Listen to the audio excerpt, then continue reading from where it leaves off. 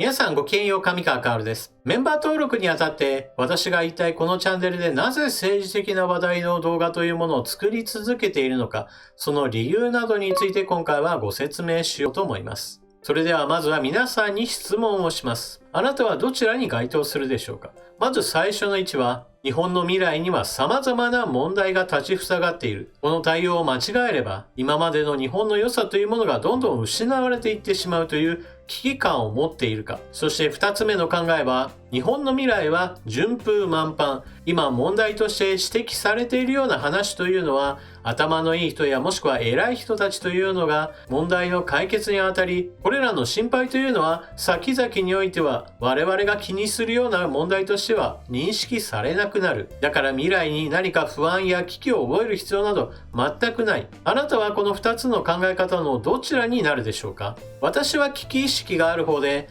現在においても未来においても問題というものは常に発生し、そして下手な対応を続ければ、そのことが日本全体の活力を失わせてしまうと考えています。では危機意識がある人、その一般論としてどのような対応をすることが考えられるでしょうか？選択肢は大まかに言って5つあります。まず第1に、何かしらの問題解決に携わること。第2は、自分が問題解決に当たるのではなく、問題解決に当たっている人に対して問題点を指摘し、対応に当たっている人間にプレッシャーを与えることで、物事をより迅速に解決へと向かわせる。そして第3の選択肢は、直接問題を解決する人や、もしくはそれらの人々を批判して物事を動かそうとしている。そのような人々を外から応援するといった形です。第4の選択肢は、そもそも関わらない。もしくは関わりたいんだけど日々の生活に追われていて関わることが難しい。もしくは関わる手段というものが見当たらないといった形で結果として関わることができない人というのもあります。そして第5の選択肢は、関わらないのではなく、そもそも日本に問題があるというのであれば、問題のない国に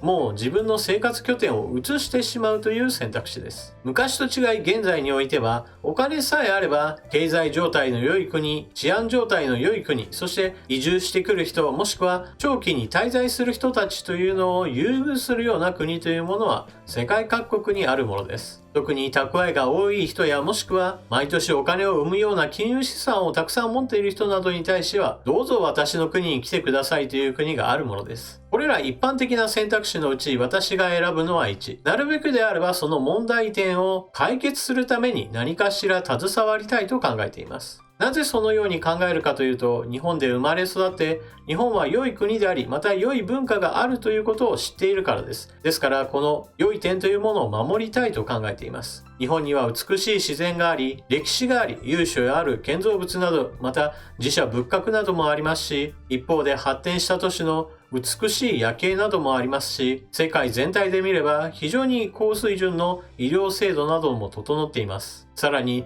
これだけ多くの人々が住んでいる国の中においては非常に治安の良い部類の国です。他にも漫画やアニメといったサブカルチャー文化なども非常に様々発展している国です。まさに新旧様々な分野が多様に発展している魅力的な国です。このように良いところというものがたくさんあるこの国が自分の生きているうちにだんだんと廃れていく、もしくは壊れていくというのを見るのは悲しいことですし、またこのような国の形というものを次の世代に残していけないというのもまたこれも悔しい話です。ではどんな方法でこの国が良い方向へ進むように自分には何ができるでしょうか？私の考えは国家の方針というものはまずは国会議員やもしくは法律というものが全体の方向づけをすると考えています。もちろん官僚の支配というものが非常に及んでいて国会議員などは官僚らの手足に過ぎないという考え方もあるでしょう。しかし私のペーパーテストの能力やもしくは年齢から言って今からさあ官僚を目指しましょうというのは全く現実的ではありませんから、そのような選択肢はありません。ですから官僚ではなく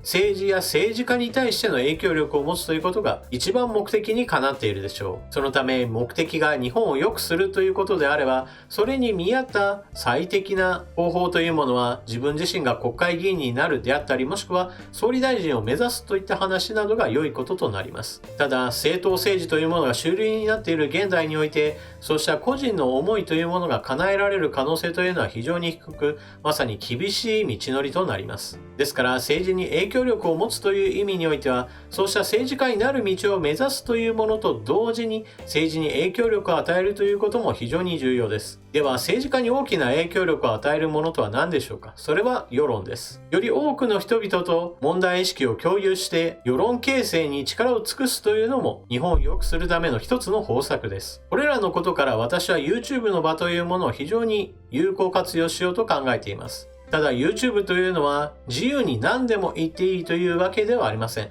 様々な規制が行われています。ですから何かの話をするときに回りくどい表現やもしくは使わないようにしている単語なども存在し、そのためストレートな物言いができるわけではありません。しかしそのような規制があったとしても、現在の個人として何かを発信するときにより多くの人々に声を届けるその場所としては、今現在においては非常に有効な場所です。日本を良くするという目的のために手段として政治家を目指すにしても、世論に対する影響力を増加させるためにもネットでの発信力強化というのは個人にとっては大きな武器となるのです。私は親類に国会議員がいて、そのうち世襲議員になれるといった七光は全くありません。また有名なタレントでもありません。その他高学歴を売りにするどころか大学も行っていません。みんながおっと目を引くような経歴を持っているわけでもありません。例えば私は元 Google の社員でこんなことをやっていたんだよであるとか、もしくはマッキンゼーで働いていてもう鍛えられまくったんだよといったような話などもできません。企業経営者でもありませんし、資産家でもありません。あれこれ挙げましたが、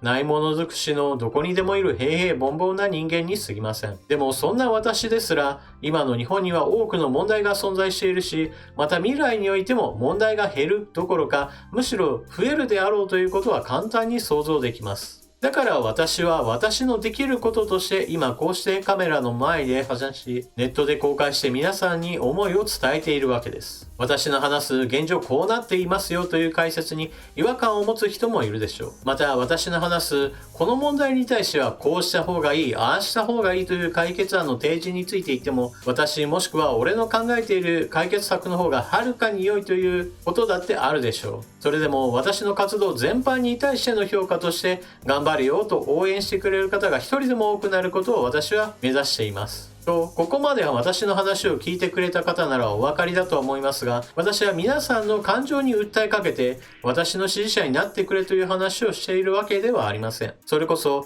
巨大な敵を設定して不安を煽り、みんなが苦しんでいるのはこの巨悪のせいだ。この巨大な悪を打ち倒しさえすれば未来は明るい。だから私に多くの権限を与えてくれといったような話をしているわけではありません。その方がストーリーとしては非常に面白いですし、また一人の人間が全て解決してくれるんだったらこんな素晴らしいことはないと熱狂することも可能かもしれません。ただ私の場合はそうしたキャラクターではありませんし、キャラクターであったとしてもどのみちそのような方策は取らないでしょう。というのもそもそも現代の問題の多くというものは何か一つだけの巨悪を倒せばさあそれで全て解決だといったような単純な話ではないからです。それこそこれまでは通用していたより良いものだと考えられていたもの、つまり最善であったはずのものが未来においてはそれが最善ではなく未来への発展を妨げるものとして立ちふさがってしまうということも十分あり得るわけですし、またこれまでは全く問題のなかった手をつけなくてもよかった問題というものがそれこそ安全保障問題のように今後は自分たち日本を苦しめるような足かせとなって呪いへと変化してしまう可能性なども十分あるわけです。そして日本人が望んでいなかったとしても現在の日本というものは世界の中の日本です。ですから日本の中だけでどうこうするという考え方だけでは事態をコントロールすることは非常に難しいです。地球上のどこかにおいて起こった出来事というものが必ず日本にも大きな影響を及ぼすものなのです。そのためこれさえ解決すればもっと問題ないよと言えるような話はほとんどなくて、次から次と発生する問題というものを次から次へと同じようにひたすら片付けていくしかないというような終わりのない戦いが待っています。さて少し話が長くなってきたのでこの辺りで少し話の視点を変えましょう。私の属性についてです。私の政治的なスタンスというのは中道です。ですから右派でも左派でもありません。このことは右寄りの人たちにしてみればなんだか左の方に寄っているように見えるなという具合もありますし、全く逆で左寄りの人にしてみればあの人は右に寄っているなというふうにも見えます。ですが私自身としては別に右にも左にも肩入れする気はありません。次に保守と改革といえばどちらかといえば私は改革です。文化などは守っていかなければなりませんが、しかし悪しき習慣などについてはこれは改善をしていかなければなりません。また私自身は尖閣諸島問題について様々な動画を上げてきましたが、その中においては憲法改正や自衛隊の強化、また対スパイ法の制定や諜報機関の整備の話などもしています。これらなどは旧態依然とした体制では全く現代や未来に対しての備えができないということを私としてはお話ししてきました。そういった意味で私は様々な問題に対しては改善、改良、そして改革というものを順次行っていかなければならないという基本スタンスです。次に愛国と反日であれば私は愛国です。わざわざ自分は反日ですよという人などはまあいないわけですが、しかしそう言わないであったとしても反日姿勢を取り続けている日本人の政治家や個人など文化人などもたくさんいます。これらの人々の特徴というものは批判することそのものが目的化している人たちというのがいます。同じように私も政策批判などは行うわけですが、しかし私にとっては政策批判というのは批判すること自体が目的ではありません。こういった問題がありますよという指摘を行うのは、じゃあそこをどうやって改善しようかというそのスタート地点としての批判であって、批判することだけで終わりにするつもりはありません。批判が目的化している人たちというのはそれこそ誰かや何かに責任を取らせて私は仕事をしたんだぞというアピールをすること、それ自体が一つの目的と化しています。多くの人々が不満に思っている問題に対して批判をすることで一定の支持を受けられるということは、これまで野党が生き残り続けていることからある一定層の支持というものは受け付けるでしょうが、そういったことを延々と繰り返していては、それこそ現在の政界で足の引っ張り合いをするということが日常化するだけのことであって、未来に向かっての改善が進んでいくようには私には思えません。以上が私の考え方です。これからも私は政治についての動画というものを作り続けていくでしょう。その中の動画の中のいくつかでは、私は何々をした方がいいという話を組み込んでくるでしょう。そういった話を聞くと、この人は一体どんな視点からこんな話をしているんだ、何様のつもりだといったようなコメントを書かれる方もおられます。しかし、そのような話を私がなぜしているかということは、今回お話しした私の考えに沿っているものだということをぜひともご理解ください。以上が私がこのチャンネルで政治的な話題の動画を作り続けている理由です。